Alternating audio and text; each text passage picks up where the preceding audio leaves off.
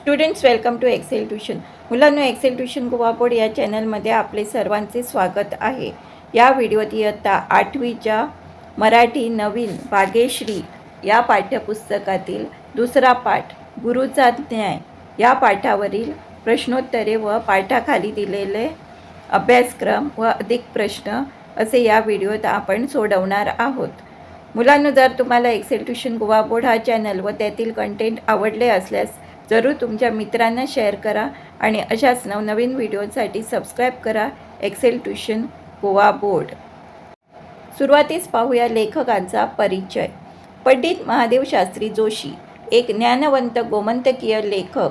त्यांनी विविध विषयांवर विपुल लेखन केले आहे. भावबळ, कन्यादान, कथासुगंध इत्यादी कथासंग्रह, तीर्थरूप महाराष्ट्र, महाराष्ट्राची धारा तीर्थे ही प्रवास वर्णने व इतरही अनेक पुस्तके प्रसिद्ध आहेत. भारतीय संस्कृती कोशाचे ते संपादक होते. आता प्रश्नोत्तरे सोडवायला सुरुवात करूया. सुरुवातीस आहे ते पाठात शोधूया. माझे आकलन क. योग्य पर्यायापुढे बरोबर अशी खूण करा. पहिलं वाक्य आहे, राजाने आपल्या पुत्राला तक्षशिलेला पाठवले कारण डॅश. इथे 4 पर्याय दिलेले आहेत. राजपुत्राला राजवाड्याबाहेर पाठवायचे होते. दुसरा आहे तक्षशिलेचा प्रवास अनुभवायला द्यायचा होता. चौथा आहे सर्व विद्यांचे व राज्यशास्त्राचे उत्तम शिक्षण द्यायचे होते. आणि चौथा आहे राजपुत्राला आचार्यांच्या धाकात ठेवायचे होते. आणि यातील योग्य पर्याय आहे सर्व विद्यांचे व राज्यशास्त्राचे उत्तम शिक्षण द्यायचे होते. राजाने आपल्या पुत्राला तक्षशिलेला पाठवले कारण सर्व विद्यांचे व राज्यशास्त्राचे उत्तम शिक्षण द्यायचे होते. दुसरे वाक्य आहे, राजपुत्राने तिळांची चोरी केल्यावर आचार्यांनी त्याला खडसावले कारण डॅश. इथे 4 पर्याय दिलेले आहे. पहिला पर्याय आहे म्हातारीने तक्रार केली म्हणून. दुसरा पर्याय आहे राजपुत्र राजाचा मुलगा होता म्हणून. तिसरा पर्याय आहे चोरीची सवय वाढू नये म्हणून. चौथा पर्याय आहे सर्व शिष्यांसमोर आपला धाक वाढावा म्हणून. आणि यातील योग्य पर्याय आहे चोरीची सवय वाढू नये म्हणून. राजपुत्रांनी तिळांची चोरी केल्यावर आचार्यांनी त्याला खडसावले कारण चोरीची सवय वाढू नये म्हणून. कुंपणाने शेत खाणे या म्हणीचा अर्थ डॅश. ते 4 पर्याय दिलेले आहे. लहान चूक मोठी ठरणे. दुसरा पर्याय आहे रक्षकानेच अन्याय करणे. तिसरा पर्याय आहे चोरी करणे चुकीचे असणे. आणि चौथा पर्याय आहे राजपुत्र निष्काळजी असणे. आणि यातील योग्य पर्याय आहे पर्याय दुसरा रक्षकानेच अन्याय करणे. कुंपणाने शेत खाणे या म्हणीचा अर्थ रक्षकानेच अन्याय करणे. आता पाहूया चौथा प्रश्न. राजा झाल्यावरही राजपुत्राच्या मनात आचार्याविषयी कोणती भावना कायम होती? याचे उत्तर आहे, इथे 4 पर्याय दिलेले आहेत.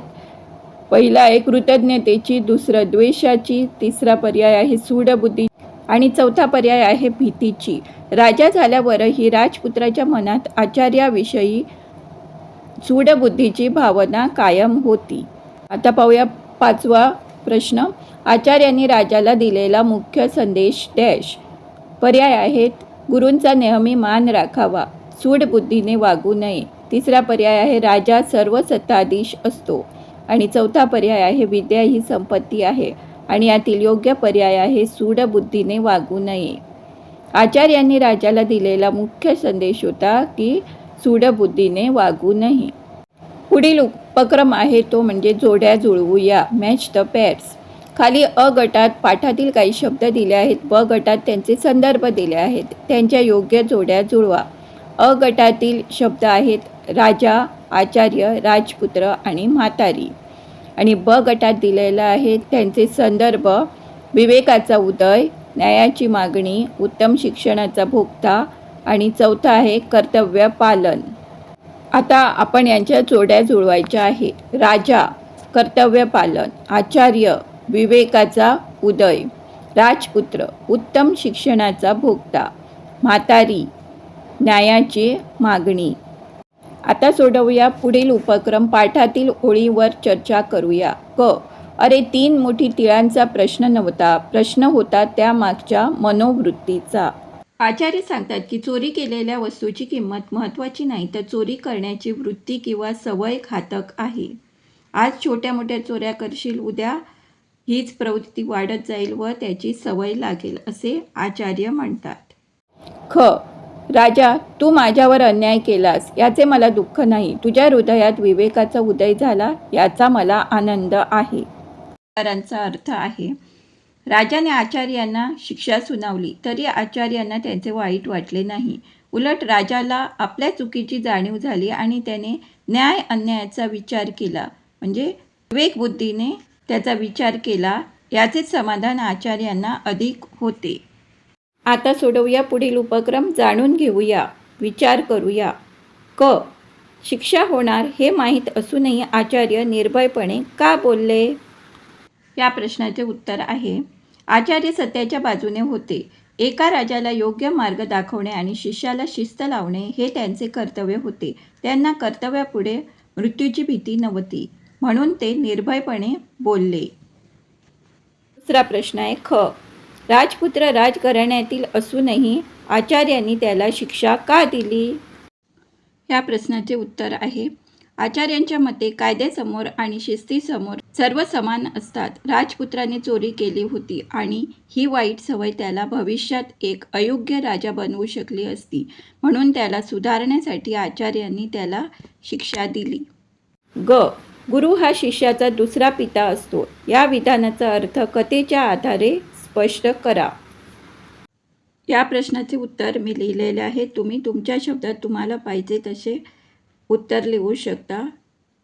जसा पिता आपल्या मुलाला सुसंस्कार देतो आणि चुकीच्या मार्गावर जाण्यापासून परावृत्त करतो, तसेच आचार्यांनी राजपुत्राला त्याच्या चुकीची जाणीव करून देण्यासाठी स्वतःचा जीव धोक्यात घालून शिष्याचे चारित्र्य घडवले व पित्याप्रमाणेच त्याचे रक्षक ठरले.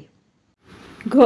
या पाठात राजपुत्राचे कोणते चांगले गुण दिसून येतात? ही माझ्या मताप्रमाणे मी उत्तरे लिहिलेली आहे. तुम्ही तुमच्या मताप्रमाणे तुम्हाला पाहिजे तसे हे उत्तर चेंज करू शकता, बदलू शकता. तर घ या प्रश्नाचे उत्तर आहे, राजपुत्राने आपली चूक मान्य केली, त्यातूनच त्याच्यातील विवेक व सद्विचार हे चांगले गुण दिसून आले. तसेच शेवटी त्याने आपल्या गुरूंचा सन्मान केला, त्यातूनच त्याचे गुरुविषयीचा आदर व नम्रता हे गुण दिसून येतात. ङ. राजपुत्राच्या कोणत्या गोष्टीसाठी आचार्यांनी शिक्षा करायचे ठरविले? या प्रश्नाचे उत्तर आहे, राजपुत्राने वृद्धेने वाळत घातलेल्या वाळवणातील 3 मोठी तीळ चोरून खाल्ले होते. या चोरीच्या कृत्यासाठी आचार्यांनी त्याला शिक्षा करण्याचे ठरविले. आता पाहूया काही अधिक प्रश्न. प्रश्न पहिला, राजकुमाराला लहानपणी आचार्यांनी कोणती शिक्षा दिली होती? उत्तर, राजकुमाराने चोरून 3 मोठी तीळ खाल्ले, म्हणून आचार्यांनी त्याला सर्व सहाध्यायांसमोर खडसावले ही शिक्षा दिली होती. हे प्रश्न आहेत ते एका वाक्यात उत्तरे लिहा. आता पाहूया अधिक प्रश्न. या सेक्शनमधील दुसरा प्रश्न, राजकुमार मोठा झाल्यावर कोणत्या पदावर अधिष्ठित झाला? उत्तर आहे, राजकुमार मोठा झाल्यावर राजा म्हणून राजपदावर अधिष्ठित झाला. प्रश्न तिसरा, राजाने आचार्यांना राजदरबारात का बोलावले होते? उत्तर, लहानपणी मिळालेल्या शिक्षेचा सूड घेण्यासाठी आणि आचार्यांना वधदंडाची शिक्षा फरमावण्यासाठी राजाने त्यांना दरबारात बोलावले होते. चौथा प्रश्न, आचार्यांचे भाषण ऐकून कोण लज्जित झाले? उत्तर, आचार्यांचे भाषण ऐकून सर्व प्रधान मंडळी राजाच्या आधीच लज्जित झाले. आता सोडवूया पुढील उपक्रम. नेक्स्ट सेक्शन, कल्पना करूया, विचार करूया. इथे तुम्हाला तुमच्या कल्पनेप्रमाणे, तुमच्या इमॅजिनेशनने यातील ॲज पर युअर ओपिनियन तुम्हाला ही आन्सर्स लिहायची आहे. क. वाराणसीला पाठशाळेत राहून विद्यार्थी शिकायचे असा या पाठात उल्लेख आहे. जर तुम्हाला अशा प्रकारे शिकायची संधी मिळाली तर तुमचा दिनक्रम कसा असेल? इथे तुम्हाला गुरुकुलात जर शिकायची संधी मिळाली तर तुम्ही त्यावेळी काय काय कराल हे तुम्हाला लिहायचे आहे. याचे उत्तर आहे, ॲज पर माय ओपिनियन, माझा दिनक्रम पहाटे लवकर उठून स्नानादी कर्मे उरकून सुरू होईल. त्यानंतर ध्यानधारणा, वेदपुराणांचा अभ्यास, गुरुजींची सेवा आणि आश्रमातील कामे उदाहरणार्थ समिधा गोळा करणे वगैरे. यात मी वेळ घालवीन. दुपारी भिक्षा मागणे आणि संध्याकाळी पुन्हा चर्चेतून ज्ञानार्जन करणे असा शिस्तबद्ध माझा दिनक्रम असेल. ख. मनात गुरुविषयी आदरभाव असता तर राजाने गुरुचे स्वागत कशा तऱ्हेने केले असते? या प्रश्नाचे उत्तरसुद्धा तुम्हाला स्वतः कल्पना करून लिहायचे आहे. मी लिहिलेले उत्तर आहे, राजाने सिंहासनावरून उठून गुरूंच्या चरणांना स्पर्श करून त्यांचे स्वागत केले असते. त्यांना सन्मानाने उच्च स्थानी बसून त्यांचे आशीर्वाद घेतले असते व त्यांचे यथायोग्य आदरातिथ्य केले असते. आता पाहूया, कल्पना करूया, विचार करूया या सेक्शनमधील तिसरा प्रश्न. ग. राज दरबारात गुरूंच्या विरुद्ध बोलणाऱ्या राजाला तुम्ही कसे समजावले असते? या प्रश्नाचे तुम्ही उत्तर असे लिहू शकता की मी राजाला नम्रपणे सांगितले असते की महाराज, गुरूंचा उद्देश शिष्याला त्रास देणे नसून त्याला घडवणे हा असतो. आचार्यांनी शिक्षा देऊन आपल्याला एक उत्तम न्यायप्रिय राजा बनवण्याचा पाया रचला आहे. शिष्याला शिस्त लावणे हे गुरुचे कर्तव्य त्यांनी योग्य प्रकारे निभावले आहे. या शब्दात मी राज दरबारात गुरूंच्या विरुद्ध बोलणाऱ्या राजाला समजावले असते. आता पाहूया, संवाद लिहूया, अभिनय करूया. तुमच्या जीवनात महत्त्वाचे स्थान असलेल्या व्यक्तीबरोबर जीवनात यशस्वी कसे होता येईल याविषयी संवाद साधा आणि तुमच्या शब्दात लिहा. इथे मी 2 मित्रांमधील संवाद लिहिलेला आहे, समीर व राहुल यांच्यामधील संवाद. लेखन म्हणजेच डायलॉग रायटिंग. समीर: राहुल, तुला काय वाटतं, आयुष्यात यशस्वी होण्यासाठी सर्वात महत्त्वाची गोष्ट कोणती? राहुल: मला वाटतं चिकाटी. कोणतेही काम अर्ध्यावर न सोडता पूर्ण करणे खूप गरजेचे आहे. समीर: बरोबर, पण त्यासोबतच शिस्त आणि वेळेचे नियोजनही महत्त्वाचे आहे, नाही का, जसे या पाठात आचार्यांनी शिकवले? राहुल: हो, आणि मुख्य म्हणजे आपली चूक स्वीकारण्याची तयारी हवी, तरच आपण त्यातून शिकून पुढे जाऊ शकतो. हा संवाद मी तुम्हाला आयडिया यावी संवाद कसा लिहायचा यासाठी छोटासा संवाद ॲड केला आहे. तुम्ही तुमच्या पद्धतीने लिहू शकता. ख. या पाठाचे संवाद लिहून नाटिकेच्या रूपात सादरीकरण करा. तुमच्या शाळेच्या कोणत्याही सांस्कृतिक कार्यक्रमात तुम्ही ती सादर करा. आता ही गुरुचा न्याय ही गोष्ट आहे, त्यातील संवाद म्हणजेच डायलॉग लिहायचे आहे व ते नाट्यरूपात प्रदर्शित करायचे आहे. ग. हा पाठ एक संस्कार कथा आहे. सुखी माणसाचा सदरा ही संस्कार कथा मिळवून वर्गात सादर करा. सर्जनशीलता. क. सांदीपनी ऋषी, श्रीकृष्ण, समर्थ रामदास, शिवाजी महाराज अशा गुरु शिष्यांची परंपरा आपल्या देशाला लाभली आहे. तुम्ही गुरु शिष्य परंपरेतील अशीच काही उदाहरणे शोधा. त्यासंबंधी चित्रे, गोष्टी, कविता इत्यादी मिळवून सुंदर भित्तिपत्रक तयार करा. म्हणजे इथे टीचर आणि स्टुडंट याबद्दल माहिती गोळा करायची आहे व वॉलपेपर तयार करायचा आहे. पुढे पाहूया, भाषिक खेळ. क. खालील उदाहरणाप्रमाणे नवीन अर्थपूर्ण शब्द तयार करून लिहा. दिवसभर या शब्दातून आपल्याला उदाहरणार्थ दिलेले शब्द आहेत जे अर्थपूर्ण असले पाहिजेत. सर, दिवस, भर, भव आणि वर हे दिवसभर या शब्दातून तयार झालेले शब्द आहेत. तर महाराज या शब्दातून कोणकोणते शब्द तयार होऊ शकतात? महा, राज, जरा, राम आणि मज. त्याचप्रमाणे वातावरण यातून आपण शब्द लिहू शकतो वरण, ताण, वाण, तार, रवा. तुम्हाला मिळतील ते कोणतेही शब्द यात लिहू शकता. बाह्य घटक. बाह्य घटक, घट, कट आणि बाक हे शब्द मला बाह्य घटक या शब्दातून मिळालेले आहेत. चौथा आहे ते उदरनिर्वाह.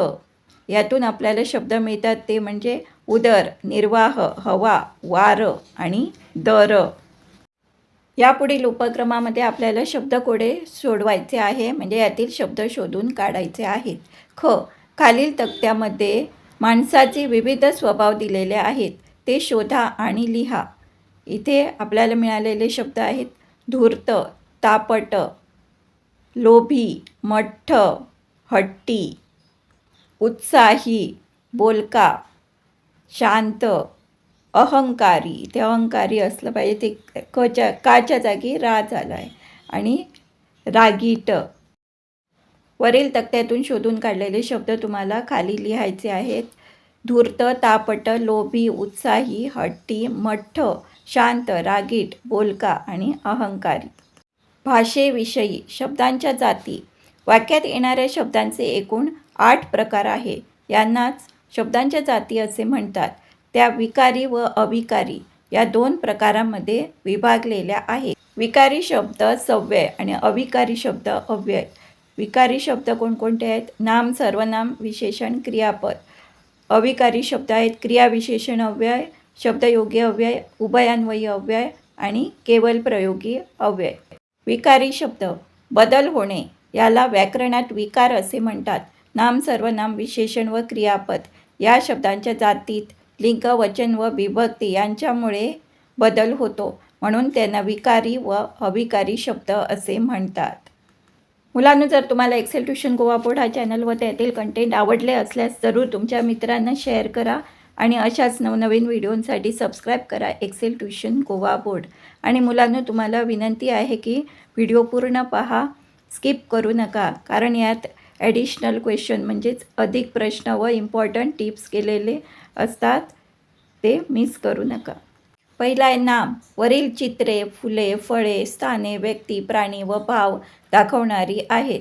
प्रत्यक्षात असणाऱ्या किंवा कल्पनेने जाणलेल्या वस्तूंना किंवा त्यांच्या गुणधर्मांना दिलेली जी नावे असतात त्यांना व्याकरणात नाम असे म्हणतात. उदाहरणार्थ पुस्तक, चेंडू, कागद, मुलगा, हरी, वामन, साखर, देव, स्वर्ग, नम्रता. क. खालील वाक्यातील नामे ओळखा. त्यांचे सामान्य, विशेष व भाववाचक नामामध्ये वर्गीकरण करून खालील रकान्यात लिहूया. पहिलं वाक्य आहे मुंबई ही भारताची आर्थिक राजधानी आहे. यात मुंबई आणि भारत ही झाली विशेष नावं आणि आर्थिक हे झालं भाववाचक नाव. दुसरं वाक्य आहे फुलांचे सौंदर्य पाहून मुलांना आनंद झाला. यात फुले व मुले ही सामान्य नावं आहेत आणि सौंदर्य हे भाववाचक नाम आहे. तिसरं आहे गंगा नदीचे पावित्र्य राखणे आपले कर्तव्य आहे.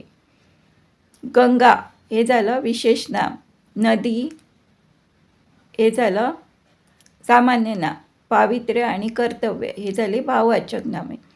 उदयच्या हातातील पोतडी रिकामी होती व चेहऱ्यावर निराशा होती. यात उदय हे झालं विशेष नाम, हात, पोतडी व चेहरा हे झाली सामान्य नाम व निराशा हे झालं भाववाचक नाम. गोडी ही पदार्थात नसते, ती आपल्या जिभेत असते. यात फळ, पदार्थ आणि जिभ ही सामान्य नामे आहेत आणि गोडी हे झालं भाववाचक नाम. मी इथे तुमच्यासाठी इथे क्लासिफाय केलेलं आहे, वर्गीकरण केलेलं आहे. सामान्य नाममध्ये येतं राजधानी, फुले, मुले, नदी, हात, पोतडी, चेहरा, फळ, पदार्थ व जीभ. विशेष नाममध्ये येतं भारत, मुंबई, गंगा, उदय. त्याचप्रमाणे वरील वाक्यातील भाववाचक नामे आहेत आर्थिक, सौंदर्य, आनंद हे दुसऱ्या वाक्यातील आहे भाववाचक नाम. तिसऱ्या वाक्यात आपल्याला मिळतं आहे पावित्र्य व कर्तव्य ही भाववाचक नामे. चौथ्या वाक्यात निराशा व पाचव्या वाक्यामध्ये गोडी हे भाववाचक नाम आहे. पुढील उपक्रम पाहूया. ख. खालील शब्दाची भाववाचक नामे तयार करूया. चांगला यातून भाववाचक नाम तयार होतं चांगुलपणा. लबाड, लबाडी. मंगल याचं भाववाचक नाम होतं मांगल्य. व शांत यातून भाववाचक नाम तयार होतं ते आहे शांतता. तसेच मधुर याचे भाववाचक नाम माधुर्य. नाम याचे प्रकार आपण पाहिले. आता सोडवूया सर्वनाम. नामाचा पुनरुच्चार किंवा पुनर्वापर टाळण्यासाठी नामाच्या जागी येणाऱ्या विकारी शब्दाला सर्वनाम असे म्हणतो. क. खालील वाक्यातील सर्वनामे ओळखा. पहिलं वाक्य आहे तुला नेमके काय हवे आहे. यातील सर्वनाम आहे ते तुला. दुसरं वाक्य आज मला जे हवे होते ते मिळाले. यात मला, जे, ते हे सर्वनामे आहेत. तिसरं वाक्य आहे त्याने कोपऱ्यातली पोतडी घेतली. यात त्याने हे सर्वनाम दिलेलं आहे. ख. खाली दिलेल्या सर्व नामांचा वाक्यात उपयोग करूया. इथे सर्व नामे दिलेली आहे. स्वतः, त्यांचे, आपण, कोणता आणि जो. यातून वाक्य तयार केलेली आहेत ती अशी आहेत. स्वतःची कामे स्वतः करावी. त्यांचे घर खूपच सुंदर आहे. आपण आज सहलीला जाऊ. तुला कोणता रंग आवडतो? जो कष्ट करतो त्याला त्याच्या कष्टाचे फळ मिळते. पुढे दिलेलं आहे ते म्हणजे वचन. याचे दोन प्रकार असतात, एकवचन व अनेक वचन. एकवचन म्हणजे काय?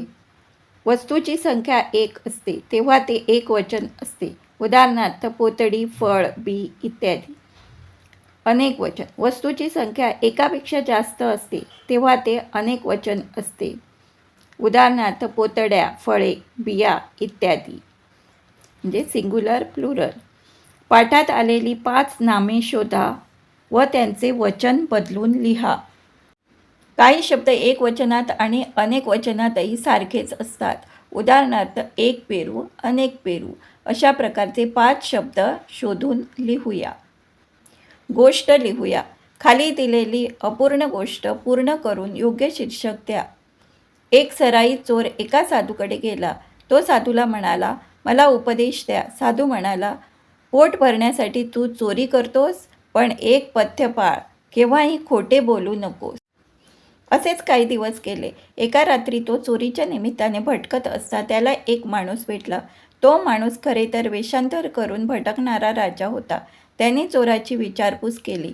तुम्ही कोण? कुठे चाललात? चोराने त्याला सांगितले, चोरी करायला निघालोय. दोघांनी मिळून चोरी करायचे ठरवले. ही आता अर्धी गोष्ट आपल्याला दिलेली आहे. पुढील आपल्या कल्पनेप्रमाणे ही गोष्ट आपल्याला पूर्ण करायची आहे. आता लिहूया पुढील उर्वरित गोष्ट. जर मला ही गोष्ट पूर्ण करायची असेल तर ती मी पुढीलप्रमाणे करेन. तुम्हाला हवी असलेली गोष्ट इथे लिहू शकता. राजाला त्या चोराचे प्रामाणिकपण पाहून आश्चर्य वाटले. दोघे राजवाड्यात शिरले म्हणजे चोरी करायला. राजाने चोराला खजिन्याची तिजोरी दाखवली. चोराला तिथे 3 मोठे हिरे दिसले. त्याने 2च हिरे उचलले आणि एक तिथेच ठेवला. राजाने विचारले, तिसरा का नाही घेतला?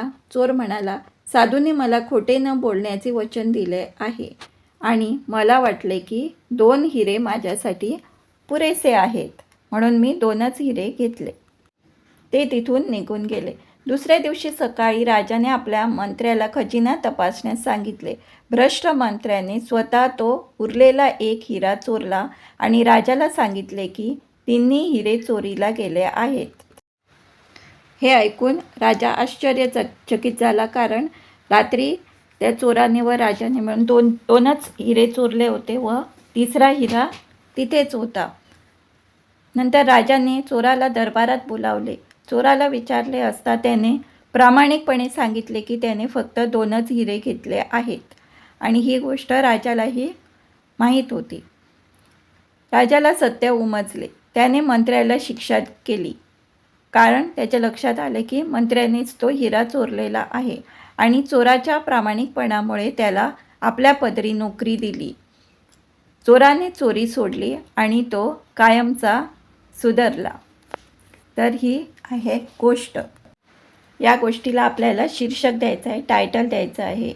ते असं असू शकतं की सत्य किंवा सत्याचा विजय. मुलांनो, जर तुम्हाला एक्सेल ट्युशन गोवा बोर्ड हा चॅनल व त्यातील कंटेंट आवडले असल्यास जरूर तुमच्या मित्रांना शेअर करा आणि अशाच नवनवीन व्हिडिओंसाठी सबस्क्राईब करा एक्सेल ट्युशन गोवा बोर्ड. आता वाचूया पाठा शेवटी दिलेला सुविचार. गुरुविण न मिळे ज्ञान, ज्ञानेविण न होई जगी सन्मान. व्हिडिओ पूर्ण पाहण्यासाठी धन्यवाद. Thanks for watching full video.